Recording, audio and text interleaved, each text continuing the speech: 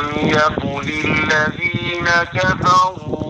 asalaamaaleykum wa rahmatullah mbokki julli di rawatina mbokki taalibe yi ci njiital ak ci kilifteefu Serigne Kosso Bousso ci njiital Serigne Maam Thierno Mouhalimul Quran nooy am mbégte bu baax a baax te di leen yëgal tarif alquranul karim bu ñuy amal le 1er août 2024 ca Daarul Muxti Kër Madiam foofu lañ koy amale di ko yëgal ak a fàttali képp koo xam ne lu baax rek la ñor incha allah bis boobu mi ngi doon jeudi le 1er août 2024 ca Daarul Muxti Kër Madiam bisub alquran boobu ñoo ngi ko dara jaale mbooleemu waajuru ndonga yépp képp koo xam ne sa doom mi ngi ci daara Serigne Kosso Bousso nekk ca Daarul Muxti Kër Madiam na ngeen xam ne bis boobu yéen lañ ko dara jaale yéen waajuru ndonga yi muy bis bu am solo te mooy bisub alquranul karim ñi di ci ñaanalaale Baye Abdou Khoudous Ndiaye Kër Madiam moom mi nga xam ne bi mu wàcce liggéey ak léegi yeggul dara mu doonoon koo xam ne daara ji moo ko joxoon sëñ Maam Thierno Diop kon dees na ko ci ñaanalaale insha allah bis boobu buñ ca àggee ñoo ngi ciy woowaa farxu bi yépp ci njiital Serigne Modou Mbacké Ndiaye ak Serigne Moustapha Gaye ak Baye Lahat Gaye Mbarakan mi nga xam ne moo yor micro central bi di leen ci invité bu baax a baax ak mboolem ñi ñu àndal liggéey bi yépp bés bi buñ ci eggee danañ tàmbali liggéey bi buñ demee ba bëccëg ñu daal di bernde buñ ca noppee daal di yeggale li nga xam ne moo des ci tari bi kon Serigne Maam Thierno Diop ak mbooleem waa daara Serigne Kosso Bousso yépp ñoo leen di woo ci bis boobu di bisub alquranul karim di ci woo bépp jullit rawatina soppay alquranul karim yi tey ñaan képp ku teew ci bis boobu yàlla na yàlla fajal la say aajo zahiran wa batinan jàngalekat la koy bégal moo di mu am ay donga yuñ jàngal bu baax bañ xëy fi am mokkal gu wér guñ seere ci mbooloo yu teew nga jàng ay aaya yu leer ci baat bu sew te neex a neex bay dugg ci xolub ku teew tari bu neex moo baax a baax ci xol bu wow ki def xuraan ki dënn ay xale yu ndaw